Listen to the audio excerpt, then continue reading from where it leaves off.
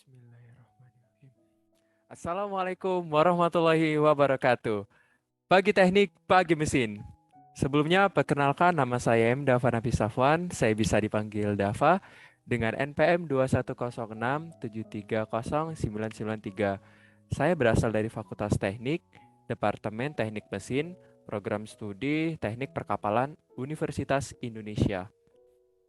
Pada kesempatan kali ini, izinkanlah saya mereview dari materi-materi dari mata kuliah teknik pengantar teknik perkapalan yang menjadi bahan untuk ujian akhir semester Gazal 2021 sampai 2022. Baiklah, mungkin kita langsung saja kepada pembahasannya. Adapun daftar isi, yaitu yang saya akan jelaskan pada kesempatan kali ini, yaitu yang pertama, yaitu ada jenis, karakteristik, serta fungsi kapal berdasarkan kategorinya. Lalu institusi, konvensi, dan peraturan internasional berkaitan dengan perkapalan. Lalu yang kedua, tahapan dalam perancangan kapal, dan ukuran utama koefisien, bentuk, dan bagian struktur bangunan kapal. Yang ketiga, gaya fluida atau fluid force yang muncul akibat gerakan kapal. Lalu beberapa kondisi stabilitas kapal, dan jenis hambatan pada kapal. Yang keempat, perkiraan kalkulasi daya mesin untuk penggerak kapal, alat bantu kapal yang ada pada geladak. Lalu yang terakhir yang kelima, ada konsep serta ruang lingkup rantai pasok, logistik, dan logistik maritim. Dan sistem pengelolaan pelabuhan. Penasaran? Mari kita saksikan bersama-sama. Oke, yang pertama saya akan mulai dengan klasifikasi jenis kapal. Wah, jadi klasifikasi jenis kapal sendiri, di sini saya bagi menjadi 3 jenis, yaitu ada commercial vessel, industrial vessel, dan service vessel. Yaitu yang seperti kita lihat pada pertama ini ada general cargo ship, container ship, tanker, liquid fuel gas, carrier, bulk carrier, dan macam-macam lainnya. Lalu pada industrial vessel ada suction drag gas, ada pump laying vessel, drilling supply boat, semi-submersibles, dan lain-lain. Lalu yang terakhir pada klasifikasinya ada service vessel itu sendiri, yaitu ada tugboat, offshore supply boat, crew boat, crane support ship, diving support ship, fireboat, pilot boat, dan towboat. Wah, teman-teman, sudah rasa mungkin di antara teman-teman yang menonton ini mungkin sudah ada yang tidak asing ya pada jenis-jenis yang di dalam 3 jenis klasifikasi kapal ini. Nah, mungkin secara sederhananya untuk commercial vessel ini adalah kapal yang berhubungan tentang pengangkutan barang yang tidak memerlukan kekhususan pada kapal itu sendiri seperti industrial vessel itu sendiri. Karena komersial itu seperti dia mengangkut barang atau dia mengangkut orang juga termasuk, karena di sini ada juga termasuk passenger ships, termasuk ada juga dia seperti yang mengangkat barang seperti peti kemas, lalu juga ada tanker yang memuat air dan bahan-bahan dari pabrik seperti itu. Lalu pada industri sendiri bedanya di sini dia lebih agak sedikit spesifik daripada commercial vessel. Seperti yang kita tahu, mungkin yang agak kita pada ketahui pada umumnya itu ada oceanography, ada ocean mining vessel, ada people laying vessel, yaitu ya kebutuhan untuk terkhusus kapalnya seperti itu. Seperti ada pada untuk penelitian atau ngebor di dalam lautan, atau juga membantu perindustrian di laut lepas, dan juga pemasangan pipa-pipa di dalam laut. Seperti kita tahu, kabel-kabel yang kita nikmatin sekarang itu WiFi dan segala macamnya yang kita sering temukan itu, kabel-kabelnya itu terhubung dari seluruh dunia, itu ada di bawah laut, teman-teman. Lalu juga kita di sini ada service vessel. Nah, dari katanya saja service, yaitu pelayanan. Nah, seperti tugboat sendiri, tugboat itu ya dia itu membantu kapal-kapal besar untuk mengarahkan ke jalan pada lintasannya itu sendiri. Jika dia ingin pergi, tugboat itu akan bakal membantu atau meng-carry atau juga menservis kapal tersebut untuk pada tujuannya. Juga ada fireboat, pilot boat, seperti ada diving support boat, mungkin ada yang mau diving, mungkin bisa dibantu dengan kapal yang tidak terlalu besar ya. Kalau diving, kalau menggunakan commercial vessel mungkin agak berlebihan ya teman-teman, juga industrial vessel. Jadi itulah fungsi dari service vessel itu sendiri. Mungkin untuk lebih lanjutnya lagi, saya di sini ada menyediakan ada 8 jenis fungsi dan kategori kapal itu sendiri. Mungkin seperti yang kita lihat pada gambar pertama, yaitu ada fungsi kapal yaitu sebagai commercial vessel dengan kategori dry cargo ship, jenis container ship, atau namanya MF Sinar Peninda. Wah, ini sering kita dilihat ya teman-teman pada laut lepas. Lalu juga di sini ada fungsi kapal yang sama yaitu commercial vessel dengan kategori dry cargo ship, jenis kapal general cargo ship, atau kapal ini dinamakan kapal tol laut. Lalu juga di sini, wah yang nggak kalah besarnya juga ada kapal commercial vessel sama seperti yang kedua yang sebelum saya sebutkan tadi dengan kategori dry cargo ship jenis bulk carriers atau dinamakan ini coal carry Malahayati. Oke, keren sekali ya teman-teman. Lalu juga di sini yang nggak kalah kerennya juga di sini ada fungsi kapal commercial vessel dengan kategori liquid cargo ship jenis tanker atau yang kita bisa namakan atau MT Parandayan. Oke. Lalu lanjut lagi kepada yang gambar selanjutnya, yaitu ada fungsi kapal commercial vessel dengan kategori passenger ship jenis ferry atau yang kapal ini disebut dengan nama KMP Legundi. Wow, ini yang sering kita lihat di pelabuhan ya. Saya juga kebetulan kalau misalnya saya berasal dari Palembang, lalu jika saya ingin pergi ke Pulau Jawa ke sini, saya juga pernah sering untuk naik ferry itu sendiri. Mungkin kalau untuk naik yang seperti gambar yang tertera ini saya belum pernah ya.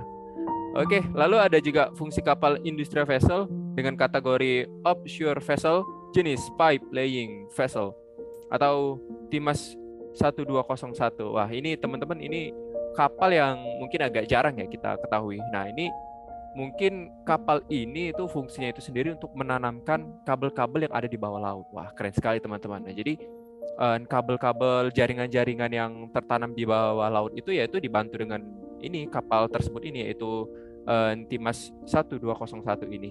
Oke, yang nggak kalah kerennya juga ya kecil-kecil cabai rawit, kita punya fungsi kapal service vessel di sini kategori workcraft jenis tugboat. Wah, ini atau dinamakan dengan KT Jaya Negara. Nah, ini adalah kapal yang service vessel tadi kan, yang biasanya dia itu membantu kapal-kapal besar ini untuk berlayar, untuk mengarahkan, juga untuk mungkin sekedar untuk diving tadi juga bisa, atau dia bisa digunakan untuk patroli laut juga bisa seperti itu. Nah, yang nggak kalah uniknya di sini kita punya kategori kapal khusus nih teman-teman, yaitu special purpose vessel, yaitu di sini adalah hydrofoil. Nah, jadi hydrofoil ini adalah sebenarnya kapal cepat ya teman-teman, karena dia itu mengandalkan kekuatan dari sayap bawah lambung kapalnya itu agak naik seperti itu. Mungkin kita akan jelaskan pada subbab fluida nanti.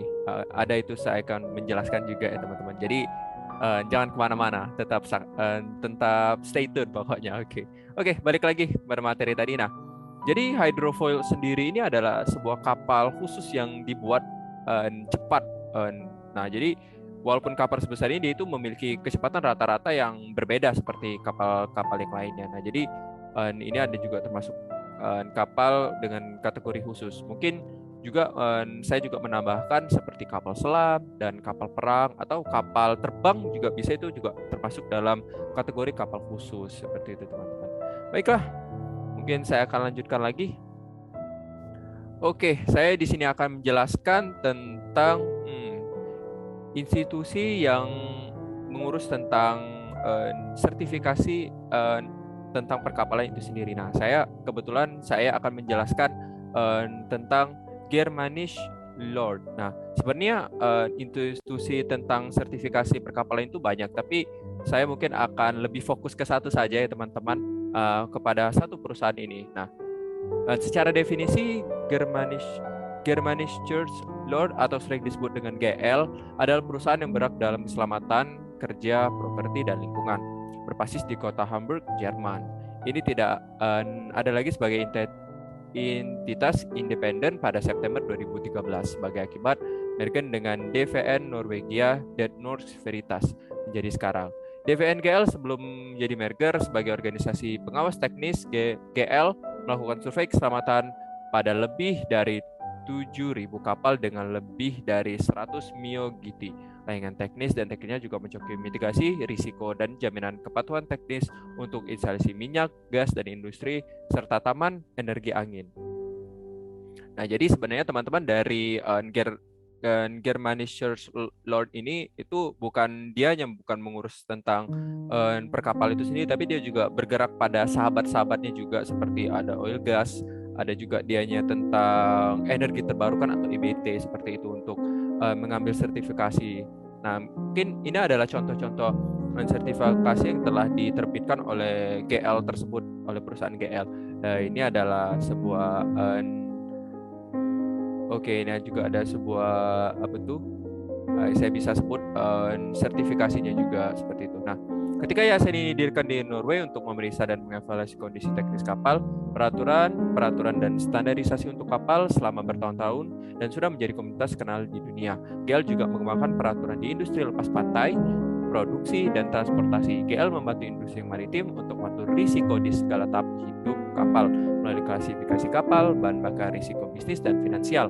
Tetapi yayasan ini tidak menjadi yayasan independen akibat dari merger dengan DNV peraturan standarisasi.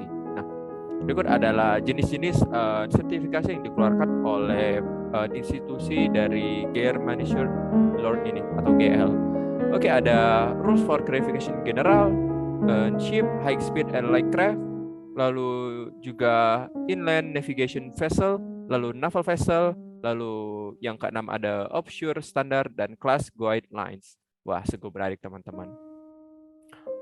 Kita lanjutkan saja ke pembahasan yang selanjutnya, yaitu tahapan dalam merancang kapal. Proses membuat desain sebuah kapal adalah proses yang berulang-ulang, di mana harus melewati setiap tahapan yang harus dipenuhi guna mendapatkan desain kapal yang baik dan optimal. Desain ini digambarkan pada desain spiral atau spiral design. Nah, ini untuk anak perkapalan atau lebih tepatnya di Galang itu sudah gak asing dengan gambar ini yang sebelah kanan ini ya teman-teman. Desain spiral membagi seluruh proses menjadi 4 tahap, yaitu konsep desain, preliminary design, contract design, dan detail design. Jadi seperti yang kita lihat pada gambar sebelah kanan ini adalah sebuah rancangan dari membuat kapal. Wah, ini keren ya teman-teman. Mungkin yang putih ini adalah sebagai konsep desain phase, ada juga preliminary design phase, lalu lebih ke intens lagi ada contract design phase, lalu dengan yang terakhir yaitu detail. Nah, atau mungkin secara kata awamnya saya bisa katakan mungkin dari yang tahapan yang sederhana menjadi tahapan yang normal, menjadi tahapan yang sulit dan sangat sulit seperti itu. Jadi butuh ibaratnya seperti teman-teman, proses seperti itu dari bahan-bahan. Seperti yang kita lihat dari ada mission requirement, ada juga provision and primary powering, lines and body plans, lalu sampai powering, ada struktur juga, ada arrangement, damage stability, cost estimate. Lanjut sampai diputar-putar seperti ini. Lingkaran teman-teman. Dari tahapan pembuatan kapal sendiri itu menjadi 4, yaitu yang pertama itu ada konsep desain. Konsep desain atau konsep desain kapal merupakan tahapan lanjutan setelahnya ada owner requirement. Lalu yang kedua primary design. Adalah primary design adalah usaha teknis lebih lanjut akan memberikan lebih banyak detail pada konsep desain. Lalu ada contract design, yaitu tahapan pengembangan perancangan kapal dalam bentuk yang lebih mendetail yang memungkinkan pengembangan kapal harus memahami kapal yang akan dibuat dan mengestimasi secara akurat seluruh biaya pembuatan kapal itu sendiri. Lalu yang keempat, detail design adalah tahapan terakhir dari proses desain kapal. Pada tahap ini, hasil dari tahapan sebelumnya dikembangkan menjadi gambar kerja yang lebih detail secara menyeluruh. Lebih detailnya lagi, di sini saya akan menjelaskan tentang ukuran utama kapal, yaitu ada sekitar ada 3 di sini. Saya bagi menjadi 3 terlebih dahulu. Ada 3, yaitu panjang kapal itu. Sebenarnya ukuran utamanya itu ada sekitar 4. Ada panjang kapal, lebar kapal, tinggi geladak, dan syarat kapal. Itu kita mulai dari panjang kapal terlebih dahulu, yaitu ada leg over all adalah panjang kapal keseluruhan yang diukur dari ujung buritan sampai ujung haluan. Nah, ini seperti gambar yang saya telah tera di sini dari ujung buritan sampai ujung haluan seperti ini, teman-teman. Lalu ada yang kedua yaitu length between perpendicular atau LBP adalah panjang antara kedua garis tegak buritan dan garis tegak haluan yang diukur pada garis air muat. Lalu dibagi juga menjadi dua, yaitu garis tegak buritan yang letaknya pada linggi, kemudian bagian belakang atau pada sumbu poros kemudi. Lalu ada haluan atau FP adalah merupakan perpotongan antara linggi haluan dengan garis air muat. Lalu yang ketiga yaitu panjang garis air adalah jarak mendatar antara ujung garis muat atau garis air. Lalu setelah panjang kapal, kita akan menghitung dari lebar kapalnya sendiri. Di mana ada panjang, di situ ada lebar juga, teman-teman. Yaitu yang pertama ada lebar yang direncanakan B adalah jarak mendatar dari gading tengah yang diukur pada bagian luar gading, tidak termasuk tebal pelat lambung itu sendiri. Lalu ada lebar pada garis air muat atau BWL adalah lebar yang terbesar yang diukur pada garis air muat. Oke, selanjutnya nggak kalah lupa juga ada tinggi geladak, yaitu tinggi terendah dari geladak atau H disebut di sini adalah jarak tegak dari garis dasar sampai garis geladak yang terendah, umumnya diukur dari tengah panjang kapal. Lalu yang terakhir dalam ukuran utama sendiri ada syarat kapal, ya mungkin yang disimbolkan dengan T adalah jarak tegak dari garis dasar sampai garis air muat itu sendiri. Lalu yang tidak kalah penting di sini juga saya akan membagi tentang koefisien bentuk kapal. Ada koefisien garis air, water plane area atau CWL adalah perbandingan antara luas bidang garis air muat AWL dengan luas sebuah 4 persegi panjang dengan lebar B dan panjang LWL. Oke, seperti ini teman-teman, seperti gambar di kanan ini. Jika kita ingin menghitung CWL itu sendiri, yaitu dengan rumus AWL kita bagikan dengan LWL itu sendiri. Oke, langsung selanjutnya kita akan masuk lagi ke pembagian dari koefisien garis air, yaitu ada koefisien blok adalah perbandingan antara isi kren dengan isi suatu balok dengan panjang, lebar, dan tinggi. Lalu ada pembagian lagi dari koefisien prismatik atau prismatic coefficient atau disingkat dengan CP. Itu dibagi menjadi dua lagi, ada koefisien prismatik, lalu ada koefisien prismatik tegak. Oke. Yang pertama ini adalah perbandingan antara volume badan kapal yang ada di bawah permukaan air dengan volume sebuah prisma dengan luas penampang midship dan panjang LWL.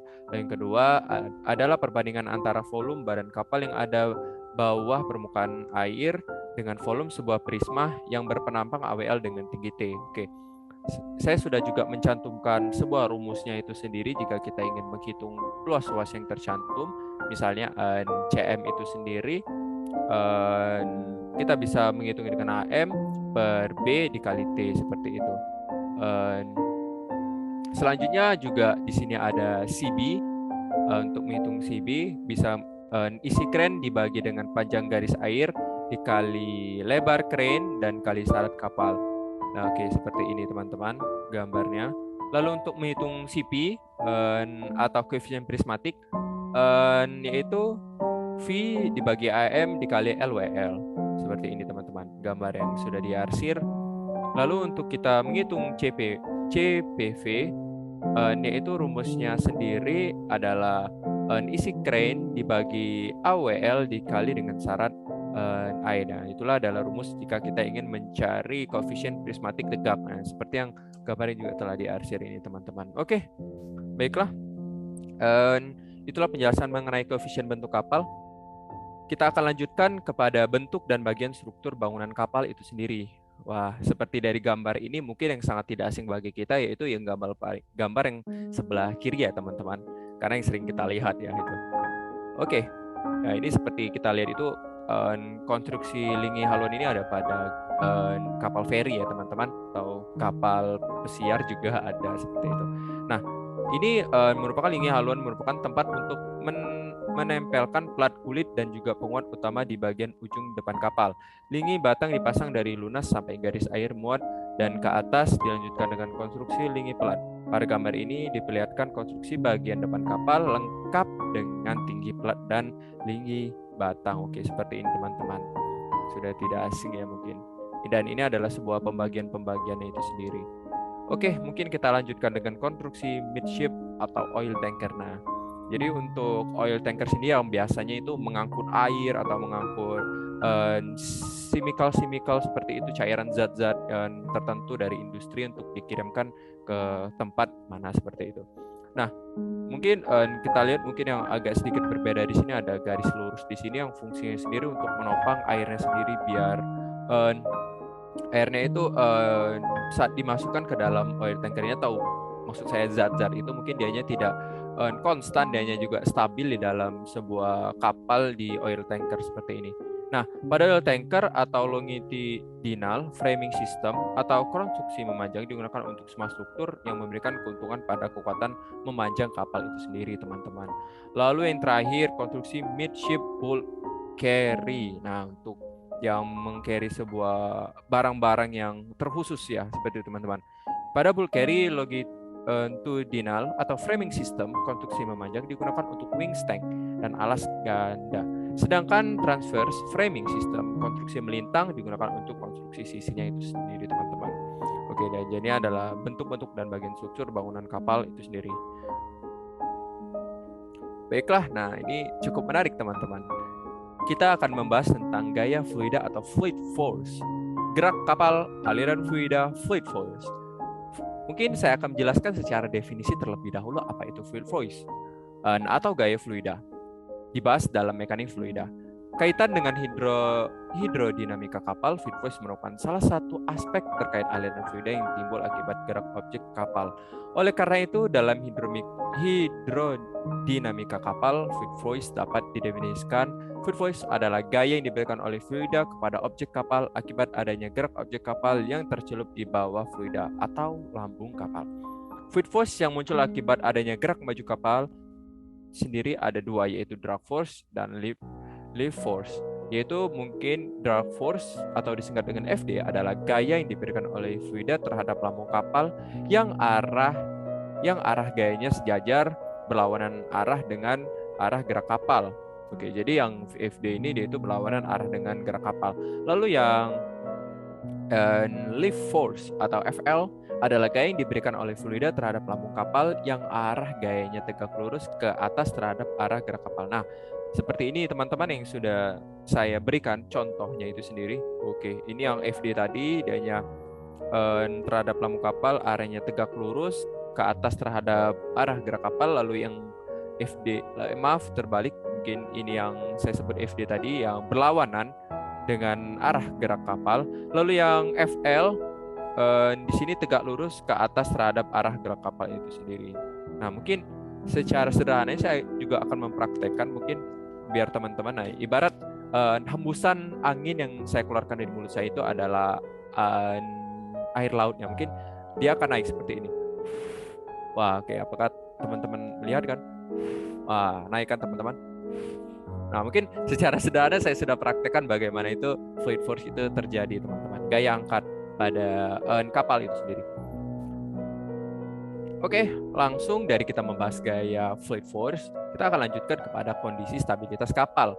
Indikasi awal kondisi stabilitas kapal dapat ditentukan oleh dua titik, yaitu titik M dan titik G. Oke, ini titik M dan titik G ini teman-teman, di sini M dan di sini G. Yang pertama yaitu kondisi stabilitas positif. Nah, titik M berada di atas titik G. Oke, seperti ini kita lihat. Terdapat lengan penegak atau righting arm GZ yang menyebabkan adanya momen gaya penegak yang dapat mendorong kapal tegak kembali. Oke, seperti ini gambarnya teman-teman. Lalu yang kedua ada kondisi stabilitas negatif, yaitu titik M berada di bawah G. Wah, titik M berada di titik bawah G. Terdapat lengan penegak negatif yang berbentuk ZG yang menyebabkan adanya momen gaya yang dapat mendorong kapal terus oleng dan terbalik, teman-teman. Lalu yang kondisi netral, stabilitas netral. Pada kondisi stabilitas netral, titik M berhimpit dengan titik G, tidak terbentuk lengan penegak, kapal tetap pada posisi miring atau oleng seperti ini, teman-teman. Wah, Jadi pada posisi kapal itu kita itu bentuk ada 3, ada positif, negatif, dan netral itu sendiri. Oke, setelah kita membahas fluid force tadi dan stabilitas kapal, di sini kita juga membahas tentang adanya hambatan pada kapal. Suatu hambatan kapal pada kecepatan tertentu adalah gaya yang diperlukan untuk menarik kapal pada suatu fluida dengan asumsi bahwa tidak ada interferensi ketika proses menarik. Sedangkan tenaga yang diperlukan untuk menariknya disebut dengan effective power. Pada saat menarik kapal, akan dirasakan adanya gaya yang melawan tarikan. Gaya itulah yang disebut dengan hambatan. Hambatan tersebut sama dengan komponen gaya fluida yang bekerja sejajar dengan semua gerak kapal. Nah, di sini ada 3 jenis hambatan kapal, yaitu frictional restraint, wave making restraint, eddy restraint, dan air restraint. Yang pertama ada frictional restraint, adalah hambatan yang ditimbulkan akibat adanya gesekan antara badan kapal dengan fluida ketika kapal bergerak. Lalu yang kedua ada wave making restraint, adalah hambatan yang disebabkan oleh gelombang yang ada ketika kapal bergerak. Sedangkan eddy restraint adalah hambatan yang disebabkan oleh arus akibat adanya badan kapal dan bagian lainnya yang ada pada kapal. Lalu air restraint adalah hambatan yang disebabkan oleh adanya udara ketika kapal bergerak. Namun, nilai daripada hambatan udara ini biasanya sangat kecil dikarenakan massa jenis udara yang relatif kecil dibandingkan dengan air. Komponen hambatan wave making restraint dan eddy restraint biasanya disebut dengan residuary restraint. Pada dasarnya, besar hambatan-hambatan tersebut tidak hanya disebabkan oleh faktor luar seperti fluida dan udara, tetapi hal itu juga disebabkan oleh berbagai faktor seperti kemampuan desainer untuk memilih dan membuat model sehingga mampu menghasilkan hambatan sekecil mungkin, teman-teman. Oke, dilanjutkan dengan perkiraan kalkulasi daya mesin untuk penggerak kapal. Mungkin dimulai yang pertama yaitu penghitungan daya efektif atau EHP. Effective horsepower adalah besaran daya yang dibutuhkan untuk mengatasi gaya hambatan dari badan kapal atau hull agar kapal dapat bergerak dari satu ke tempat lainnya dengan kecepatan servis sebesar VC. Nah, di sini sudah saya terterakan rumusnya itu sendiri dengan each HP RT dinas dikali VS. Oke, saya lanjutkan dengan perhitungan deliver horsepower atau DHP adalah daya yang diserap oleh baling-baling kapal guna menghasilkan daya dorong, atau dengan kata lain DHP merupakan daya yang disalurkan oleh motor penggerak ke baling-baling kapal atau yang kita bisa sebut dengan propeller yang kemudian dirubah menjadi gaya dorong kapal. Daya pada tabung poros baling-baling atau DHP diperhitungkan dari perbandingan antara daya efektif atau EHP dengan koefisien propulsive atau PC. Oke, seperti inilah perhitungannya jika kita ingin menghitung DHP dengan EHP atau dibagi PC, teman-teman. Oke, lalu yang ketiga yaitu perhitungan daya pada poros baling-baling atau dan shaft horsepower atau yang bisa kita sebut dengan SHP. Shaft horsepower SHP adalah gaya yang terukur hingga daerah di depan bantalan tabung poros atau stern tube dari sistem perporosan penggerak kapal. Di sini kapal memiliki kamar mesin di bagian belakang dengan loss 2-3%, diambil 2% sehingga harga efisiensi bantalan dan tabung baling-baling atau sigma S, sigma B adalah 0,98. Oke, seperti perhitungannya seperti ini. SHP dibagi DHP dibagi sigma S, sigma B. Oke, lalu yang keempat ada daya penggerak utama atau brake horsepower atau yang bisa kita singkat BHP. Atau brake horsepower adalah gaya rem brake power atau daya yang diterima oleh poros transmisi sistem penggerak kapal. Yang selanjutnya yang dioperasi secara kontinu untuk menggerakkan kapal pada kecepatan servisnya atau yang bisa kita singkat VC. Dari data sistem ini dapat diketahui harga efisiensi sistem roda gigi transmisi atau sigma G dari setiap sistem adalah seperti ini. Oke.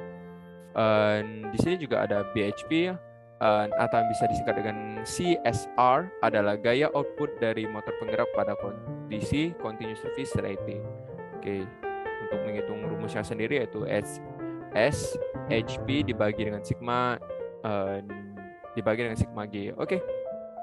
Langsung saja kita pada power calculation perhitungan. Oke, seperti itu teman.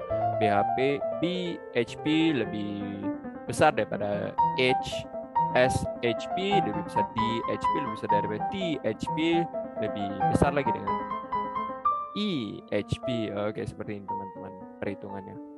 Oke, lalu dengan grafik kurvanya sendiri itu tipikal EHP curve, yaitu semakin tinggi danya, yaitu jadi effective horsepower EHP HP-nya dengan ship speed atau VS Knot-nya itu berbanding lurus, bukan berbanding lurus, lebih naik danya, berbanding naik seperti itu teman-teman. Tidak ada grafik yang turun, yaitu dengan perhitungannya seperti ini. EHP atau HP itu rumusnya sebagai yang sudah tertera pada gambar itu sendiri. Oke, langsung yang pembahasan yang juga menarik, gak kalah menariknya, itu ada alat bantu kapal yang ada pada geladak. Nah, ya, mungkin yang pada mungkin istilahnya itu di depan bagian kapal itu sendiri teman-teman. Mungkin kalau pernah naik kapal feri mungkin teman-teman itu nggak asing, ini biasanya ada di depan-depan seperti itu, di bagian depan kapal. Nah, di sini saya akan membahas 3 jenis alat bantu kapal, yaitu ada anchor handling atau windlasses. Nah, ini pada gambar ini. Nah, ini fungsinya sendiri ini untuk menahan bagian kapal ya teman-teman. Misalnya lagi parking, nah itu jadi dia itu menahan seperti itu. Nah, ini adalah komponen-komponen yang menyempurnakan dari windlasses itu sendiri teman-teman. Bisa dilihat ya. Oh, banyak sekali juga ya. Dan terus ada mooring. Nah, mooring ini juga fungsinya mirip-mirip seperti dengan windlasses, tapi ini lebih ke jangkar ya, untuk juga menjaga stabilitas kapal saat dia lagi parking juga teman-teman. Oke, lalu yang ketiga yang saya akan bahas yaitu ada cargo handling. Nah, seperti ini cargo handling. Nah, mungkin kalau kita lihat secara besar ada kapal cargo ship ini, mungkin kita lihat itu ada di depan sini teman-teman. Nah, ini seperti ini bentuknya cargo handling. Nah, jadi biasanya ini tuh untuk menurunkan barang-barang yang atau menaikkan barang-barang yang ada pada kapal kargo itu sendiri atau kapal yang memiliki muatan itu sendiri teman-teman. Oke. Nah, teman-teman bisa dilihat di sini ada tugboat ya. Jadi dia itu membantu menservis dari ship cargo itu sendiri kan. Oke, ini sudah ada gambarnya. Kita balik lagi ya tadi. Oke, sedikit flashback teman-teman. Wah, ini juga yang nggak kalah menarik, yaitu ada lingkup rantai pasok logistik dan logistik maritim. Mungkin teman-teman di sini bertanya, mungkin seperti dari mana sih mungkin berasal botol air mineral yang kita dapatkan, mungkin atau barang-barang seperti ada jam beker di sini, mungkin ada masker juga nih teman-teman yang kita sebagai konsumen bisa nikmatin, itu berasal dari mana seperti itu. Nah, sebelumnya kita berasal dari tangan konsumen kita sendiri atau kita yang penikmat dari sebuah barang-barang tersebut. Nah, ada sebuah proses yang namanya rantai pasok, logistik, dan logistik maritim, teman-teman. Nah, di sini saya akan bagi 3 penjelasan dari hal tersebut. Mungkin secara umum dulu, yaitu ada logistik, yaitu serangkaian proses yang meliputi kegiatan perencanaan, pelaksanaan, hingga pengawasan terhadap suatu proses pemindahan, baik barang atau jasa, energi ataupun sumber daya yang lain dari tempat awal menuju ke tempat tujuan. Nah, seperti ini kita lihat logistik. Nah, ada yang dari kapal, ada yang dari jalur laut, jalur udara, dan segala macamnya seperti itu teman-teman. Nah, mungkin yang kita lebih tekankan di situ yaitu logistik maritim teman-teman. Nah, apa itu kondisi logistik maritim itu sendiri? Nah, kondisi logistik maritim itu adalah kegiatan yang meliputi koordinasi, penjadwalan, dan pengendalian terhadap pengadaan, produksi, persediaan, dan pengiriman produk atau layanan jasa kepada pelanggan yang mencakup administrasi harian, operasi, logistik, dan pengolahan informasi mulai dari pelanggan hingga pemasukan. Nah, jadi logistik maritim ini mungkin dayanya itu lebih bermain di kancah jalur laut ya teman-teman, seperti itu. Nah, seperti yang kita lihat ini adalah jalur-jalur dari bagaimana logistik maritim itu terjadi seperti ini. Nah, mungkin dari yang saya jelaskan dari logistik dan logistik maritim sendiri, yaitu terjadilah sebuah rantai pasok teman-teman. Nah, rantai pasok sendiri adalah kegiatan yang meliputi koordinasi, penjadwalan, dan pengendalian terhadap pengadaan, produksi, persediaan, dan pengiriman produk ataupun layanan jasa kepada pelanggan yang mencakup administrasi harian, operasi logistik, dan pengolahan informasi mulai dari pelanggan hingga ke pemasok. Nah, jadi ketika ada logistik maritim, ada logistik seperti itu, nah itu terjadilah sebuah rantai pasok di mana sebuah industri atau pembuat sebuah barang atau sebuah seperti contoh yang sudah saya sebutkan tadi, ada air mineral, ada jam, ada masker. Nah, itu dibuat di sebuah industri. Nah, tapi seperti yang kita lihat kan, made in China biasanya. Nah, itu juga adalah satu kegiatan logistik maritim juga, teman-teman. Nah, mengapa saya sebutkan hal tersebut? Nah, karena sampainya bisa ke tangan para konsumen atau kita itu biasanya lewat dari jalur laut, yaitu di cargo ship tadi, itu dikirimkan dari Cina, dari laut. Nah, kenapa logistik maritim itu lebih populer seperti itu, teman-teman? Nah, karena dalam kita mengirimkan jasa secara kapal itu sendiri itu bisa memuat banyak barang-barang yang bisa kita masukkan kepada itu dengan harga yang mungkin cukup terjangkau dibandingkan dengan matra udara seperti itu, teman-teman. Jadi memang agak lebih sangat cukup, bukan lagi sangat, sudah memang populer dalam pengiriman secara logistik seperti HP kita juga, teman-teman, berasal dari negara-negara luar di Indonesia. Dan Indonesia pun juga nggak kalah juga mengirimkan suatu produknya, teman-teman. Oke, kita lanjutkan lagi dengan sistem pengelolaan pelabuhan, di mana ada logistik, di situ ada juga ada sistem pengelolaan pelabuhan. Nah, saya akan menjelaskan tentang konsep pengelolaan pelabuhan dalam Undang-Undang Pelayaran pada tahun 2008. Dalam sistem pengelolaan pelabuhan, perubahan terpenting dalam Undang-Undang 17 pada tahun 2008 ada dilakukan pemisahan regulator dan operator sebelum peran regulator dan sekaligus sebagai operator di pelabuhan dipegang oleh PT Pelindo 4. Dengan lahirnya Undang-Undang 17 sampai 2008, pengelolaan pelabuhan dilaksanakan oleh Badan Usaha Pelabuhan atau kita bisa singkat BUP hingga saat ini. Selain Pelindo, ada puluhan perusahaan lain yang sudah memiliki status sebagai BUP, sedangkan untuk menjalankan fungsi regulator, pemerintah membentuk otoritas pelabuhan atau kita singkat OP, yang dalam dunia maritim internasional disebut Port Authority atau OP. OP adalah lembaga pemerintah di pelabuhan sebagai otoritas yang melaksanakan fungsi pengaturan, pengendalian, dan pengawasan kegiatan kepelabuhan yang diusahakan secara komersial. Oke, mungkin ini sebenarnya teman-teman yang tabel yang sudah saya berikan, di mana bahan usaha pelabuhan BUP ini memberikannya seperti ini. Lalu juga ada tanggung jawab pengelolaan pelabuhan, ya, ada jenis tipe pelabuhan, ada service, tools, landward, dan swasta atau khusus seperti ini, teman-teman. Oke, yang sudah diatur dalam Undang-Undang 17 pada tahun 2008 tentang pelayaran.